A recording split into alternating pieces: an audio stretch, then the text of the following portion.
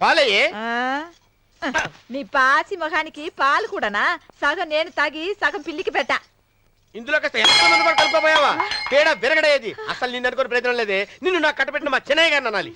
నేను కూడా మా చిన్నమ్మ గారు బలవంతం చేస్తేనే నిన్న చేసుకున్నాను రా సచ్చినోడా. అయ్యో ఎంత పోసు కొట్టావయ్యా. 100 ఎకరాలు ఎగసాయ అన్నావు. నువ్వు సర్ది కూడా అన్నప్పుడే నేను తెలుసుకోవాల్సింది. నీ కాడగానా? నువ్వు తక్కువ చేసావా? ముప్పి దెబ్బి అన్నప్పుడు నేను అర్థం చేసుకోవాల్సిందే. పట్టు చీర కట్టి మీ అమ్మాయి గారి నగలన్నీ దిగేసి సిగ్గుపడుతూ వచ్చి ఇలా కూర్చున్నావే. అసలు నీ దగ్గర ఏం వస్తుందని నేను చూస్తే అమ్మో అన్నవరం తగ్గు తగ్గు అన్నవరం తగ్గు తగ్గు అయ్యా అయ్యా అయ్యా అయ్యా అయ్యా అయ్యా అయ్యా అయ్యా అయ్యా అయ్యా అయ్యా అయ్యా అయ్యా అయ్యా అయ్యా అయ్యా అయ్యా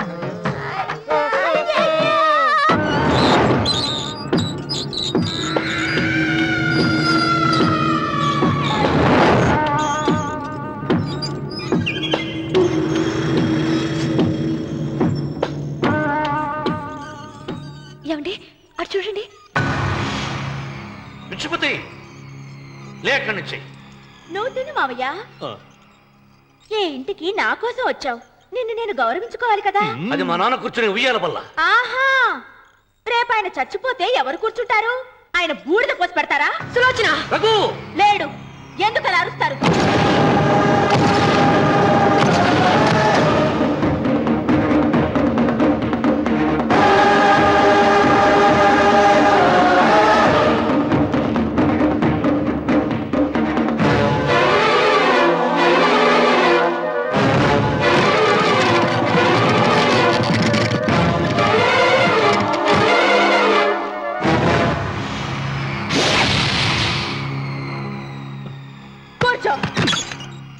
నువ్వు ఈ ఉయ్యాల బల్ల మించి లేచావంటే నన్ను చంపుకు తిన్నట్టే. అన్వర్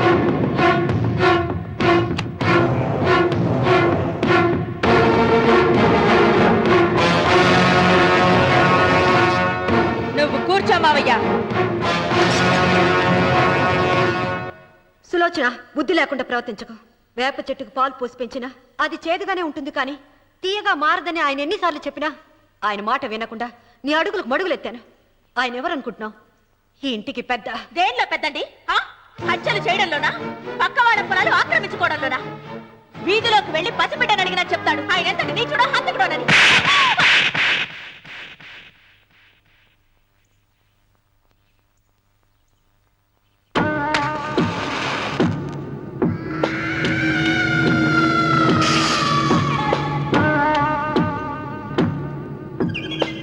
అమ్మా నువ్వెన్నైనా చెప్పు, నా భార్య మీద చేయి చేసుకోవడం నేను సహించలేను. రఘు, అన్నయ్య నీ భార్య మీద చేయి చేసుకోవడం తప్పే, కానీ దానికోసం వాటాలు పంచమని చెప్పడం న్యాయం కాదురా. నాన్న అన్నయ్యని కూడా తన వాటా తీసుకుని వెళ్ళిపోమంటున్నారు. కావాలంటే నేను నీ భార్య కాళ్ళు పట్టుకుని క్షమాపణ చెప్తాను రా. అమ్మమ్మమ్మమ్మమ్మమ్మమ్మమ్మమ్మ, నేను 100 సార్లు మీ కాళ్ళు పట్టుకుంటాను. మా బతికేదో మమ్మల్ని బతకనివ్వండి. ఏంటి నించున్నారు? రండి, అక్కడ ఎదురు చూస్తున్నారు. చేసినంత చేసి కాళ్ళు పట్టుకుంటుందట మహాతల్లి. నీ కన్నీళ్లకు రాళ్ళు కరుగుతాయి గాని కన్నవాళ్ళు కరగరు సీత. సీత, వాళ్ళు చిన్నపిల్లలుగా ఉండేటప్పుడు ఎంత సంతోషంగా ఉండేవాళ్ళం.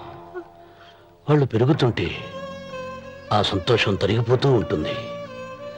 వాళ్ళు మన భుజం దాటి పెరిగాక ఇక గడప దాటి ఎప్పుడు వెళ్ళిపోతారా అని ఎదురు చూడటమే మన పని. బాధపడ.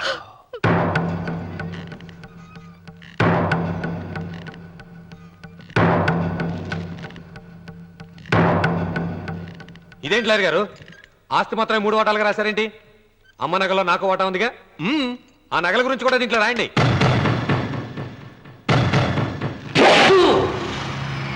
అది మీ తాత పిత్రార్జితం కాదు, నా స్వార్జితం కాదు. నా భార్య స్త్రీధనం.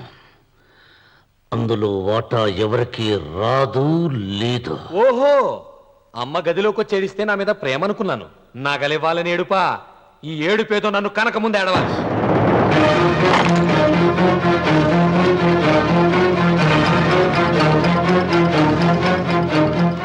ఏయ్, నీ అమ్మను ఎంత మాట అన్నావురా?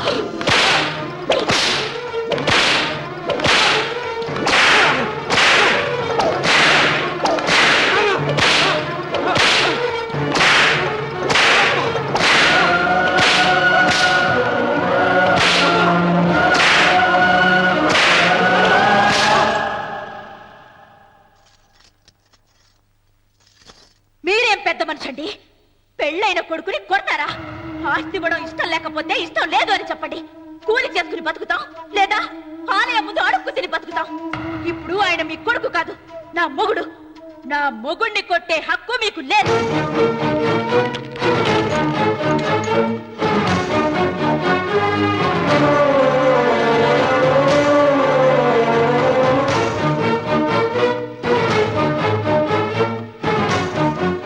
రఘు, నీకు కావాల్సింది ఈ నగలేగా తీసుకొచ్చాను.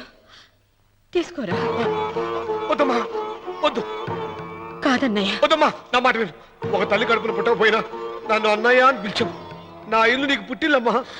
ఆడపడుచు బతుకుండగా పుట్టిన నగలు పంచడం శుభం కాదమ్మా, శుభం కాదు.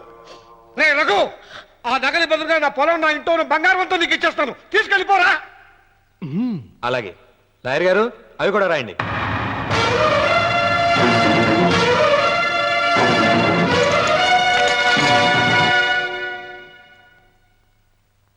నాన్న, నాకు ఆస్తక్కర్లేదు. నేను మీతోనే ఉంటాను. మరదల్ని కొట్టే సంస్కారం ఉన్న కొడుకుని ఇంట్లో ఉంచుకునే సంస్కారం నాకు లేదు. వెళ్ళిపో.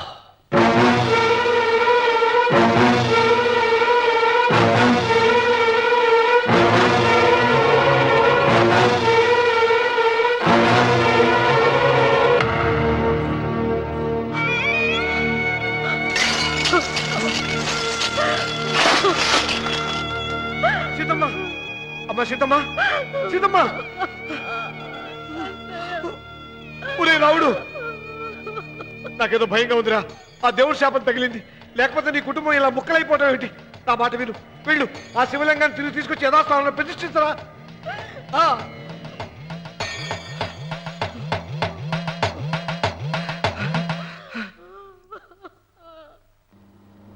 ఇదేమిట్రా రావుడు, శివలింగాన్ని తీసుకొస్తానని బయలుదేరి ఆలయం దగ్గర తీసుకొచ్చావేంటి?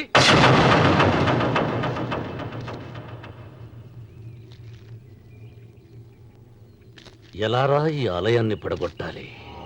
ఎప్పుడురా సంబశివరావు పొలం నా సొంతం అవుతుంది? వెంకన్న, నా పట్టుదల కోసం నేను ధరించిన ఈ నల్ల చొక్కా ఎప్పుడురా మార్చేది? ప్రతీకారం కోసం ప్రమాణం చేసి వేసుకున్న నా తండ్రి మొలతాడు ఎప్పుడురా నా మెడ నుంచి ఊడిపడుతుంది? వెంకన్న, చెప్పరా, ఆ ఆలయాన్ని పడగొట్టి ఉపాయం చెప్పు. ఇంత జరిగినా కూడా నీ అహంకారం తగ్గలేదురా? నారు పొయ్యకుండా నీరు పెట్టకుండా ఈ ప్రపంచంలో పెరిగేది ఒక్కటే, అహంకారం. అది నా సొంతం.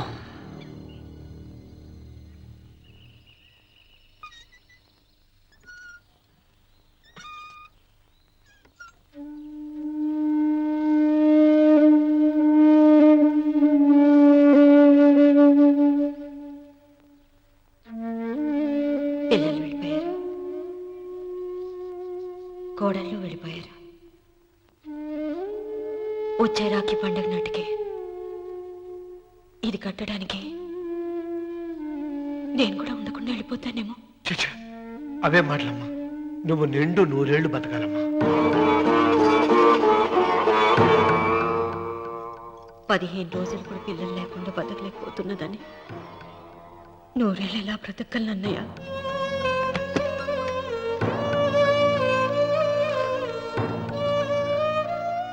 వీటి కోసమేగా మా పిల్లలు ఇద్దరిని ఇంట్లోంచి వెళ్ళగొట్టారు. నేను చనిపోయాక మా ఇద్దరు కోడలికి సమానంగా పంచిపెట్టమని చెప్పు. ఇప్పుడు ఎందుకమ్మా అదంతా? అసలే నీ ఆరోగ్యం బాగలేదు. నన్నెప్పుడూ నిండు ముత్తైదుగా చూడాలనేది ఆయన కోరిక. పోయే ముందు ఒక్కసారి నిండుగా అలంకరించుకోవాలని ఉందన్నయ్య.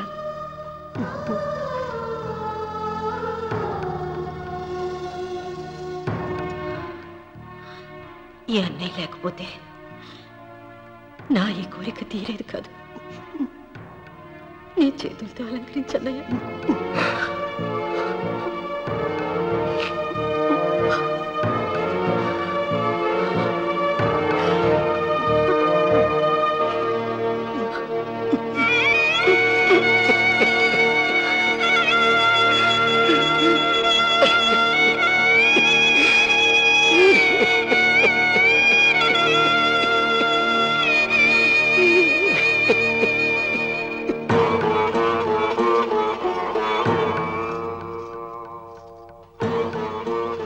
ఏమిటి సీత? వడ్డానం పట్టట్లేదు, సరిగ్గా పెట్టండి. పేరంటానికా? భర్త ముందు అలంకరించుకుని కూర్చోవడం కంటే ఆడదానికి వేరే పేరంటే ఉంటుంది చెప్పండి. ఏమండి, మీరు ఉత్తమ జాతి స్త్రీ రెండో కోరిక కోరదు అన్నారు. అందుకే మిమ్మల్ని అడగలేకపోయాను. కానీ చనిపోయే ముందు నీ ఆఖరి కోరిక ఏమిటి అని అడుగుతారు. నా ఆఖరి కోరిక ఆ శివలింగాన్ని తీసుకొచ్చి ఇంటి ముందు ప్రతిష్ఠించండి. సీత, పళ్ళు గట్టిగా ఉంటాయని, నాలుక మెత్తగా ఉంటుందని మనం పళ్ళకే ఎక్కువ విలువనిస్తాం. వయసు పైన పడుతుంటే ఒక్కొక్క పన్ను రాలిపోతుంది. వయసు పెరుగుతున్న కొద్దీ ఒక్కొక్క బిడ్డ దూరం అయిపోతాడు. కానీ నాలుక మాత్రం భర్తకు భార్య లాంటిది, భార్యకు భర్త లాంటిది. బ్రతికినంతకాలం తోడుగా ఉంటుంది. బిడ్డలు దూరం అయిపోయారని ఏదోదో మాట్లాడుతున్నా. సీత, నా మీద కోపం వచ్చిందా?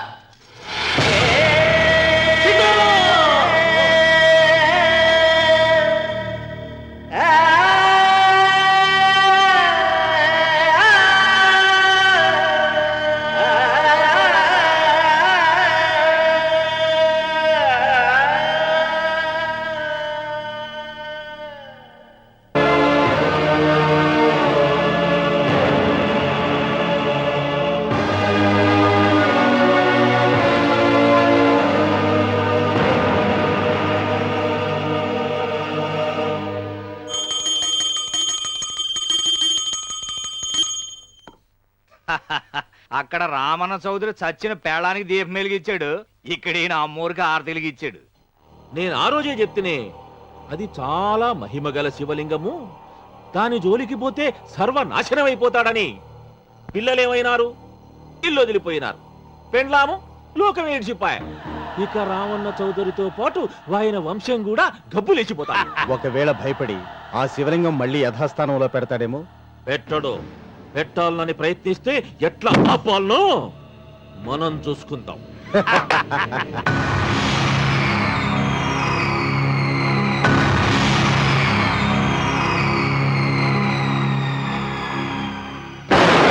ఆలయాన్ని పడగొట్టించి ఆలయమే లేదు కాబట్టి ఇక పొలం ఎందుకని ప్రశ్నించి అప్పుడు నా స్వాధీనం చేసుకున్నాను.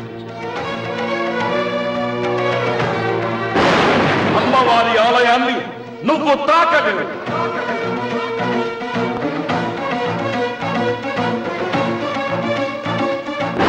ఆ ఆలయాన్ని పడగొట్టలేదండి.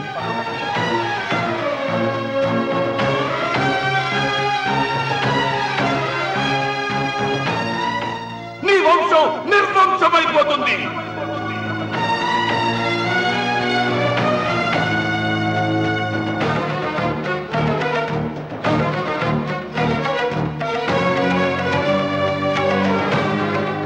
ఆ శివలింగాన్ని తీసుకొచ్చి ఇంటి ముందు ప్రతిష్ఠించండి.